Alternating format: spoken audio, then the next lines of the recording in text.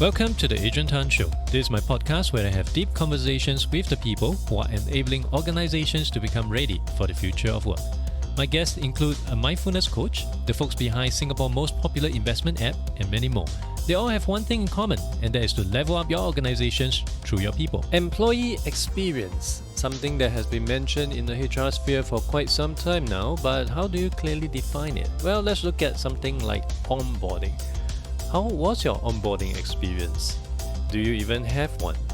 If you go on to LinkedIn, you may have seen some people who had awesome onboarding experience. On day one of turning up for work, they have a kit, they have a merch, they have everything on their desk. But for most of us, I think we would say it's otherwise, and it's particularly painful over past year as we are living in the COVID-19 situation. Well, that's the reason why my guest today, Vipula Samarakoon, is here with us. He's going to talk to us all about onboarding and why he started the company Qualee Technology, which aims to deliver a mobile-first, cloud-based employee experience platform, essentially a digital-first platform that helps companies to ensure that their onboarding experience will always be consistent. Hey Vip, thank you for coming onto the show. Hi, Adrian. It's great to be here. Thanks for the invite. I understand that you are actually in the employee experience space. And it got me thinking back to a situation when my wife, who was still my girlfriend, she joined an IT company and she turned up for work on day one. She has no Yeah, computer, she has no email address. yeah, Versus what I'm seeing on the internet, well, at least before COVID, where people turn up to office, they have an entire desk of merchandise on their table with a bottle of whiskey on the side. Employee experience, especially at onboarding, seems to be sorely lacking, especially in our part of the world. yeah. What is your perception on this matter? I agree with you, Adrian. I know I've also had similar experiences in other roles that I've joined as well, where that initial interaction with the employee really doesn't, unfortunately, carry through from the excitement that comes through the interview process. We've all been in great interviews before. We're excited about the role that lies ahead of us. And so there's this amplification of energy and excitement about the organization you're joining and the role that you'll be fulfilling and the team that you'll be meeting. And unfortunately, after that excitement during the interview period, there's typically a lead up time, some gardening leave, perhaps some notice period to serve. And then most people start their first day with a sense of trepidation. They're anxious. They don't really know what it's going to be like. And they're cautious about, will I fit into this organization? Can I truly belong? And that's really where that employee experience starts, is from the moment that an employee is hired all the way through. So that includes that pre-boarding period that your wife experienced, to onboarding once they've started with the organization, learning throughout, developing, and then all the way through to retiring or whenever they choose to leave the organization. So it does sounds like a very important process. Like Mm, it, in fact, reminds me like how you will perceive a first date. You know, you yes, want to dress up yes, well, you want to smell nice, and bring them to a nice restaurant. But still, many companies tend to put this on the back burner. yeah, Some of them may have certain stuff, and few companies would perhaps get a buddy or maybe your manager prep in some way. But I would mm, say most companies that I've been personally been through, and the ones that my friends have been through, don't really have a very consistent pre-boarding or onboarding process. yeah. Is that so hard to put together? Why are companies so resistant to putting together a structured onboarding process? I think that's a great observation, Adrian. What we had seen during our due diligence when we first formed the company was that a lot of the activities that companies were undertaking were very much geared towards the compliance activities of pre-boarding and onboarding. Were the necessary forms and documents completed to make sure that the mandatory activities, banking details, declarations, etc., were satisfied? We saw the opportunity as people. We know that, yes, that's important, but there's also balancing that with the emotional sense of, how am I being welcomed into this company? How are they treating me as a person and helping me induct and get that real sense of belonging? So, this is where I think, especially in developing countries and Asia for a long time, certainly that focus has been more on the compliance aspects of onboarding, ID verifications, etc., and less so about creating that sense of belonging, which we know through organizational psychology is extremely important, not just in having that person feel good about the decision they made in joining the organization, but also in creating that discretionary effort that helps them go above and beyond what the bare minimum of their role demands from them. And there's a scary statistic out there, actually, that 4% of new hires leave on their first day. That's terrible when you think about the amount of energy and time and effort that goes into advertising a role, interviewing that person, selecting a person, and yet 4% leave on their first day. I hate to admit this, but I happen to be part of the 4%. Wow. I joined a recruitment business when I was really young, and on the first day, no onboarding, nothing at all, and I was thrown into a deep end of the pool. By the afternoon, I was told to interview someone. I was like, I don't know how to do it. He said, Yeah. just ask some questions. It's okay. Yeah. And I just felt that I couldn't take it anymore, and I left by the end of the day. So, and became that 4%. So it was quite a, well, for lack of a better word, traumatizing experience, because you either sink or you swim. And unfortunately, in that incident, I sink, and I sunk real quick. Right. So that was really a bad aftertaste in the mouth. And since then, I never had good perception of the company. Even though it might not be the company per se, it could just be that specific branch. Yeah. But people tend to just lump everything together, just like how you would, perceive things on Glassdoor, or when you put in a Glassdoor review. Yeah. Yeah. So employee experience obviously is very crucial in trying to ensure that everything is up to a standard. And what I'm also seeing some resemblance on what you're trying to bring to the table in the performance management space, because performance management predominantly has been this annual performance big paper exercise, which people of course hate to do but still Yes. have to. And some companies that I'm aware of, they even do it after the bonus has been announced, which of course, is so damn ironic. But with COVID happening, many traditional managers realize that I can no longer measure people based on time spent or process. I need to Yeah. measure them based on outcome. That is where, of Yes. course, all your OKR, your digital performance management tool, come in to create more regularity. So I would Yes. assume that on the onboarding side, it would be quite similar, because you mentioned most companies does it because it is a compliance driven thing. I need your bank account, I need your NRIC and all that, but they Correct. don't really look at or focus on the psychological factor to ensure that you are being onboarded or being inculcated into the company from day one. So would using a tool or digital platform help to counter any of such deterrents? We absolutely believe so.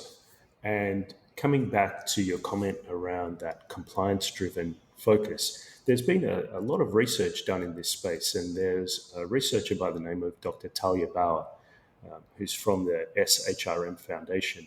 She developed a principle called the 4 C's of onboarding. And in order to do onboarding well, you really do need to address these 4 C's. So the base level one, we've already discussed, compliance, learning the basic rules and policies of the organization, filling out the necessary paperwork. The second C is clarification, and this ensures that new employees understand their roles and responsibilities, can help to describe upcoming projects, which, well, they'll be participating in, and how they can contribute.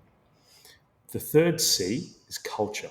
Explains the norms of the organization. Every organization is unique in this regard. This can be accomplished by simple things like giving them a tour of the facility, describing how things work, and explaining how they'll fit in within the impact of that larger organization. And then the final C at the highest level is connection, where an employee develops relationships with other members of the organization and really feel like they're part of the team. So introducing co-workers as soon as possible, telling stories about the organization, about their interactions with clients, all help that. And that's exactly where many organizations will have a mentor or buddy program that may not be your direct line manager, but it's intended to help bridge that gap between being a new employee and existing co-workers. So we feel that by using technology, especially in a world now where so many of us are working remotely or even in a hybrid model, we need to go beyond compliance. So, this is where we can utilize technology more effectively to improve clarification, to share details about the culture, to set some expectations around how to develop culture in that company, and of course, maintain a level of connection. We're all very familiar with Zoom, and most of us have spent the last year on Zoom calls. But that level of connectivity can go beyond a face-to-face video call, which can be, of course, very time-consuming. So there are other ways we can utilize, for example, mobile technology to still deliver at that sense of connection outside of video call. Could you walk us through for a company that actually practices and apply a digital onboarding or employee experience too? How would the experience be like for a new employee Yeah. before day one, on day one itself, and maybe day one until day 30? How would that Yeah. be like? Yeah, sure. So our platform allows organizations to create their own unique, what we call journeys. And the journeys is a sequential set of actions or steps which the employee can be taken through. This is fundamentally different to, let's say, an intranet site where there's just a body of content available there and it's not delivered in a structured, methodical manner. So, this concept of journeys allows organizations to curate an experience for the employee. So, let's talk about pre-boarding. In that example, step one in the journey for a new hire might be as simple as a welcome video from the CEO. And that's recorded in advance and placed on the platform. And that's the first thing they see is a very personal, direct message welcoming them as a new hire to the organization and how excited he or she is with them joining the company. The next step could be, for example, again, our platform supports lots of multimedia capabilities, could be a presentation about the history of the company, how they came to be, why they exist, what their vision and mission are, etc. And then the third step, and we've always built Qualee to be engaging and interactive, could be a quiz. Now we can test for understanding. This is where a lot of induction programs fall short, is that it can be a very monodirectional dump of information with very few interactive points. And this test for understanding is key. So, step three could be a simple quiz. Okay, let's see if you really listened to and remembered some of the history of the company or what the CEO just mentioned in his welcome address. Step four can go on, and there could be an audio file, it could be meet the team, you could see a layout of the office or see some photos of your team, etc. So, again, companies can create these very specific journeys and tailor them to the employees that are joining. And for example, that journey could be very different. For example, with a senior hire, a senior executive joining the C-level suite versus the experience that a fresh grad would have. So again, the platform allows this curation of journeys to really strike a chord with the individual that's coming, build that sense of belonging. Now, these journeys can also include the compliance activities. So, of course, forms need to be completed. We use digital signatures and electronic forms. So there's no more printing, manually filling out forms, finding a scanner or using your phone to take pictures of bits of paper, using your personal email address to send back information to HR. All of these tools from the past are really not fit for purpose in this modern world, especially when you want to deliver that cohesive experience to an employee. And what we've attempted to create in Qualee is this all-encompassing platform that can deliver from compliance, clarification, culture, and connection all the way through on one platform and do it in a secure, scalable manner. So it just sounds like me that over and above the timely intervention, there seems to be a bit of L&D involved because you have, in fact, it sounds like, going through a video on Udemy. You go through it and then you have a Yeah. small quiz, you have a small assessment. But of course, everything will be unique to the company, I would imagine. Things like, what's the vision of the company, what's the core values, just to get you up to Exactly. speed on what the company is about. So Exactly. I'm really curious about how you got into this space. What did you go through an even more traumatizing first day than me, which actually motivated you to jump in? I guess I'm very fortunate to say that I'm not part of that 4%, such as yourself. However, I've had some really poor onboarding experiences. Many people would have had some similar stories where I turned up on the first day and my ID card wasn't ready. I come from a technology background, and in one role, of course, I won't mention any names, I was required to have access to very high security data centers for a financial services firm. And for 6 months, I was entering data centers and still did not have a photo ID pass.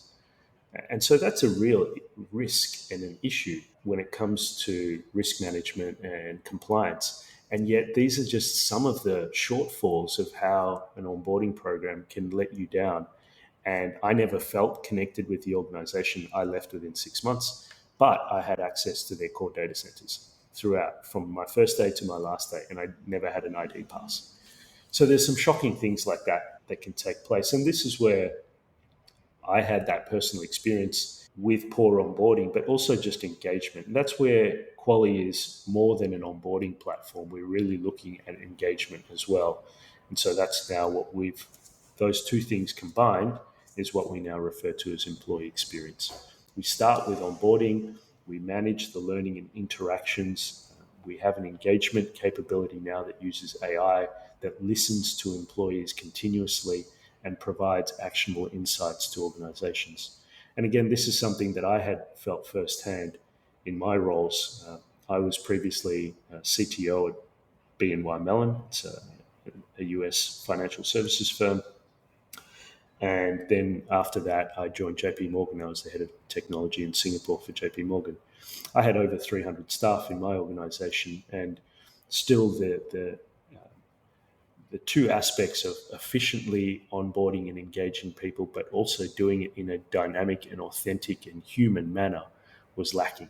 And that's really what triggered myself and my co-founder to kick off Qualee and develop a platform that could really offer that on a scalable level, but still be customizable by organizations to deliver that uniqueness to their not just new hires, but all their employees. And how's the engagement level like, especially in this part of the world? Because there seems to be a preconception that Asian companies, they care less about the people than Western or European companies. Is that Yeah. what you're observing right now? And what should Asian companies do? If I'm a company listening to this right now, and I'm quite convinced, what's step one that they should look into? Yeah, I have seen that. So perhaps you can tell by my accent, but I'm an Australian citizen. I was born in Sri Lanka, but an Australian citizen. I've been living in Singapore for over 17 years. During that 17 years, I've had teams and staff all over the region. And certainly, at a very high level, when you compare organizations from, let's just call it East versus West, there is this sense of commoditization of people in just, let's just get people to do the various things that need to be done in the East versus the West, which is let's get people more involved and be a part of the organization and develop this culture and sense of belonging. I think that has come through various aspects. Perhaps, for example, when we look at GDP per capita, the countries with larger GDP per capita, the cost of resources is higher. Therefore, the value of retaining them is greater. And to do that well, we need to take into consideration these various factors of engagement, or what we call drivers of engagement. Now, we've identified 14 unique workplace psychological drivers of engagement, which through our platform, we're able to give our clients insights into. And so we can tell them very specifically, this is how your people are feeling on a continuous basis. And this is different significantly to the annual employee engagement survey, which I'm sure most of your listeners will be familiar with. No one really looks forward to that time of year. You've got 70, 80 questions to answer. Your manager's always on your back. Have you done it? Have you done it? Have you done it? And that's just a once in a year snapshot as to the level of engagement. We don't think that's particularly effective, coming back to your earlier comment around performance management as well. So, with engagement, what we've been able to do using mobile technology, using artificial intelligence, is we've deconstructed those questions and we use some intelligent routing that means that each employee in the organization gets a micro sample of questions, 3 or 4 questions a week perhaps, and they're different questions to different people. So then in the back end, we collect the responses to those questions and run the interpretation. And then we can show an organization what their engagement level is like continuously throughout the year based on the feedback that's coming back from all employees. And of course, we can then segment that data and compare engagement metrics from different segments within the organization. So you could, at a high level, compare engagement between males and females, or Office A versus Office B, or new hires versus executive hires.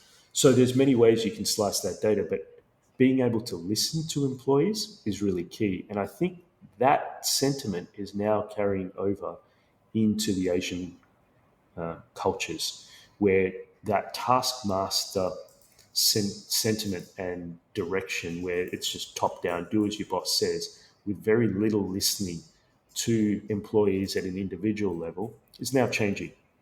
We've seen that with the newer generations, particularly the Gen Zs and millennial generations, which are looking for more than just a paycheck. They're looking for that sense of belonging, that sense of purpose.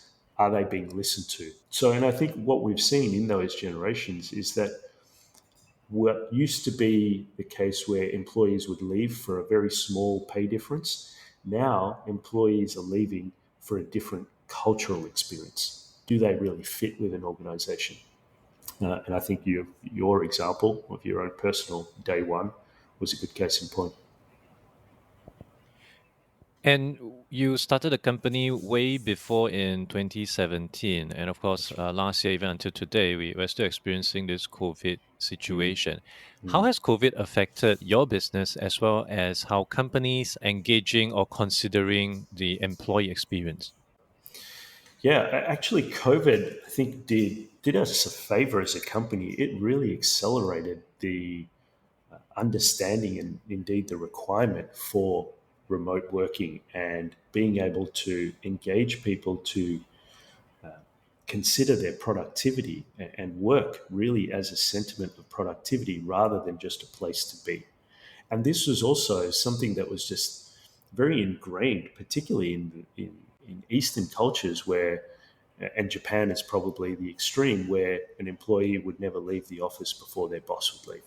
So that just that mentality around being in an office equated to doing work quickly had to break down. And COVID certainly accelerated that, where now individuals can not be in the office, but they still have an expectation of being productive.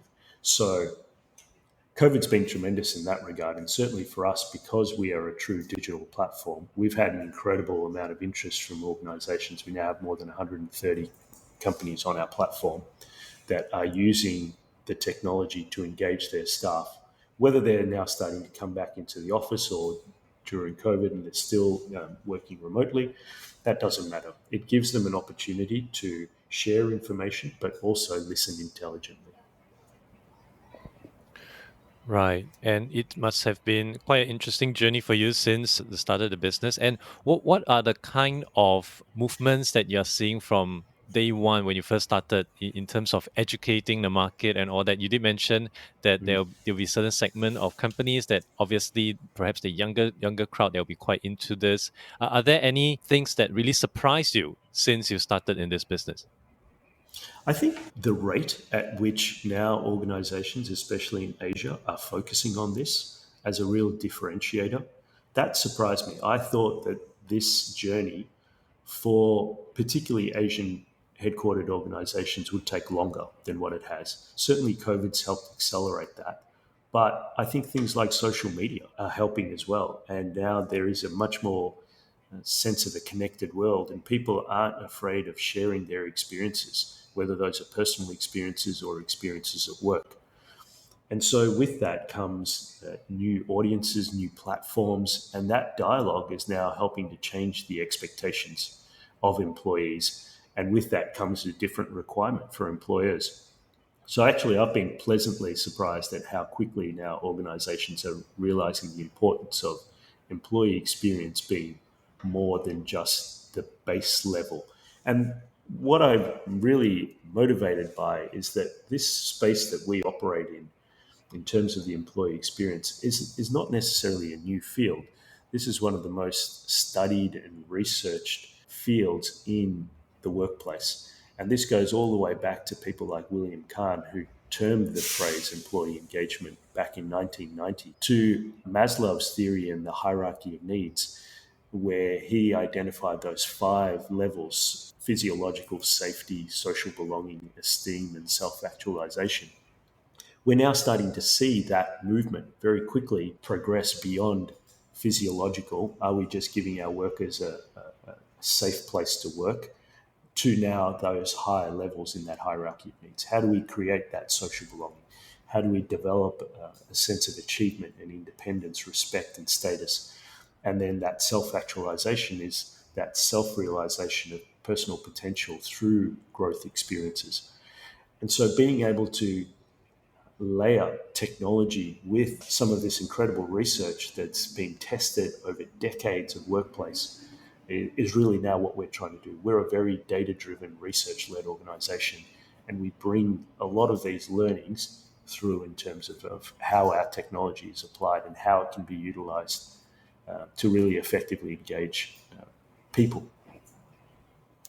Well, that's really good to know. I really hope that with all this engagement and education from your part, more companies would take the employee experience much more seriously and understand the key difference in having a good experience for the people, especially new ones, and how that would affect and impact their company's performance, productivity, as well as their bottom line. So, moving ahead, what's the new thing on the roadmap for your company?